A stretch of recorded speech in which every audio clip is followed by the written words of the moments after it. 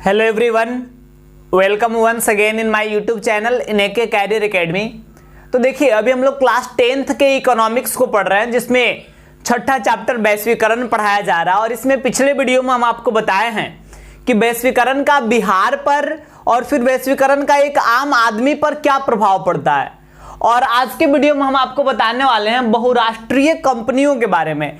चूंकि वैश्वीकरण से बहुराष्ट्रीय कंपनियों को काफी बढ़ावा मिला है, बहुराष्ट्रीय कंपनियां काफी डेवलप हुई हैं और बहुराष्ट्रीय कंपनियों के कारण ही वैश्वीकरण की नीति सफल हुई है। इसलिए बहुराष्ट्रीय कंपनियों के बारे में थोड़ा डीप में हम लोग आज के वीडियो में पढ़ने वाले हैं। तो आइए स्टार्ट करते हैं। सबसे पहली चीज कि अगर बात करें बहुराष्ट्रीय कंपनियां क्या होती है इसकी, तो देखिए, बहुराष्ट्रीय कंपनी यानी मल्टीनेशनल कंपनीज ऐसी कंपनी को कहा जाता है जो एक से अधिक देशों में उत्पादन पर नियंत्रण व स्वामित्व रखती है। यानी वैसे कंपनी जो अब वस्तुओं का प्रोडक्शन एक देश में नहीं बल्कि एक से अधिक देशों में करती है, तो फिर वैसे कंपनी को बहुराष्ट्रीय कंपनी कहा जाता है। एग्जाम्पल की बात किया जाए तो जैसे Ford Motors, Samsung, Coca Cola, Nokia, Tata Motors, ये सब बहुराष्ट्रीय कंपनी के उदाहरण है। अब सैमसंग की बात कर लीजिए तो सैमसंग भारतीय कंपनी है और ये केवल भारत में ही प्रोडक्शन नहीं करती है, ये केवल भारत में ही उत्पादन नहीं करती है बल्कि भारत के अतिरिक्त तो और भी बहुत सारे देशों में अपने प्रोडक्ट को उत्पादित करने का काम करती है। तो इसलिए सैमसंग को हम क्या कहते हैं? बहुराष्ट्रीय कंपनी कहते हैं।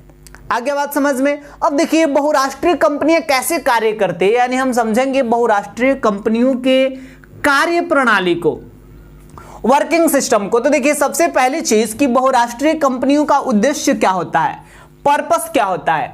तो देखिए, बहुराष्ट्रीय कंपनियों का उद्देश्य होता है उत्पादन लागत में कमी और अधिक लाभ कमाना।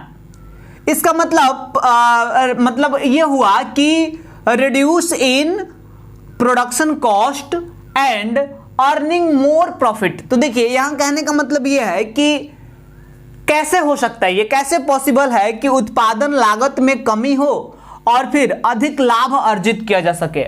आप सोचिए खुद से कि हम जैसे भारत की कोई स्थानीय कंपनी है और यहाँ पे प्रोडक्शन का कार्य कर रही है, लेकिन उसके वस्तुओं का जो कॉस्ट ऑफ प्रोडक्शन है वो काफी अधिक हो जा रहा है, यानी उसका लागत बहुत अधिक हो जा रहा है, बनाने में खर्च बहुत अधिक लग जा रहा है। तो उसके लिए उपाय क्या करे कि प्रोडक्शन कॉस्ट कम लगे। तो देखिए, ऐसे काम करना पड़ेगा कि ऐसे जगह पे उसे प्रोडक्शन करना पड़ेगा जहां पे उसे सस्ता श्रम मिल सके, मतलब सस्ते दाम पे लेबर मिल सके, सस्ते दाम पे वहां कच्चा माल मिल सके या अन्य संसाधन सस्ते दाम पे मिल सके, तब तो वस्तु का प्रोडक्शन कॉस्ट भी कम होगा। तो फिर इसी उद्देश्य से बहुराष्ट्रीय कंपनियां वैसे स्थान पे अपना उद्योग स्थापित करती है जहां सस्ता श्रम, सस्ता कच्चा माल और अन्य वस्तुएं उपलब्ध हो। जैसे भारत की जो डाबर कंपनी है, यह अपना कुछ कारखाना नेपाल में भी स्थापित कर रखी है और वहां भी प्रोडक्शन का कार्य करती है, बिकॉज भारत के अपेक्षा अधिक सस्ता श्रम, अधिक सस्ता कच्चा माल और अधिक सस्ते अन्य वस्तुओं की प्राप्ति उसे नेपाल में हो जाती है, जिसके चलते नेपाल में जो प्रोडक्ट उत्पादित करती है उसका कॉस्ट काफी कम होता है। और यही रीजन बनेगा कि डाबर कंपनी को अधिक से अधिक प्रॉफिट होगा। तो यही कारण है बहुराष्ट्रीय कंपनियों को एक से अधिक देशों में प्रोडक्शन करने की। अब देखिए, बहुराष्ट्रीय कंपनियां जो है एक अनोखी पद्धति पे कार्य करती है, एक अद्भुत सिस्टम पे कार्य करती है। और ये सिस्टम क्या है? बीपीओ, इसको बीपीओ कहते हैं, यानी बिजनेस प्रोसेस आउटसोर्सिंग।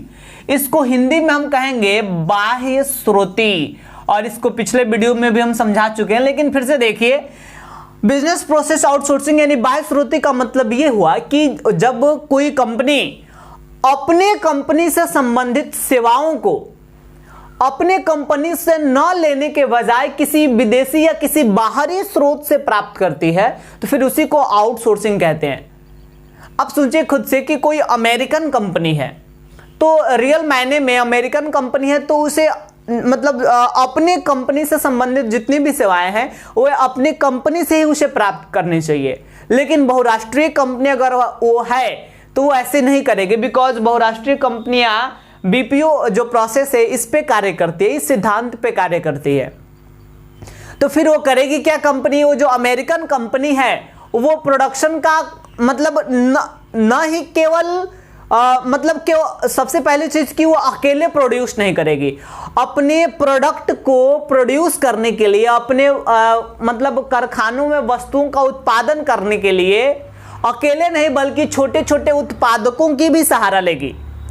साथ ही साथ एक जगह उत्पादन नहीं करेगी बल्कि एक से अधिक जगहों पे उत्पादन करेगी। मतलब उसका पर्पस है किसी भी तरह उत्पादन स्तर को बढ़ाएं, प्रोडक्शन लेवल को इंक्रीज करें, यानी वस्तुओं के उत्पादन का प्रसार तेजी में हो।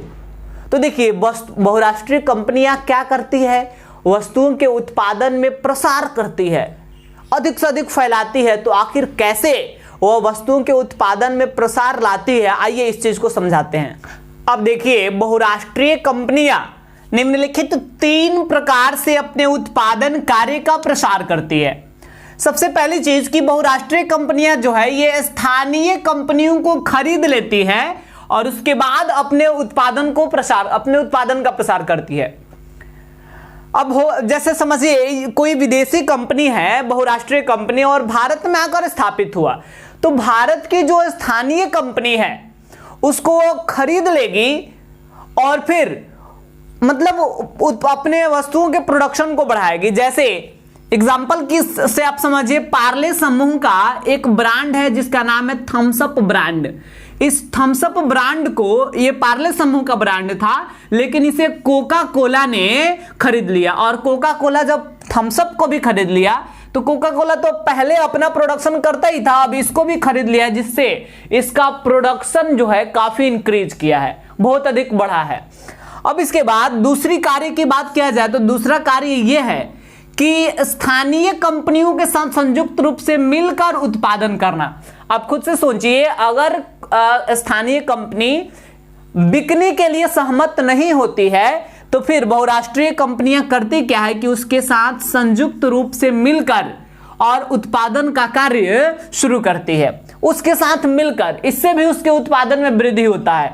और अब आपके मन में सवाल आएगा कि सर जब बिकने को तैयार नहीं हो तो उसके साथ मिलकर कार्य करने को कैसे तैयार होगी? तो देखिए तैयार हो जाएगी, इसलिए क्योंकि इससे स्थानीय कंपनियों को फायदा है। सबसे पहली फायदा कि स्थानीय कंपनियों को नवीन प्रौद्योगिकी मिल जाएगी, यानी न्यू टेक्नोलॉजी मिल जाती है, तथा साथ ही साथ अधिक पूंजी की भी प्राप्ति हो जाती है, क्योंकि बहुराष्ट्रीय कंपनियों के पास बहुत अधिक पूंजी होता है, तो स्थानीय कंपनियों को भी अधिक पूंजी उपलब्ध हो पाता है। अब इसके बाद एक और देखिए, ये सबसे महत्वपूर्ण चीज है यहां समझने के लिए आपको।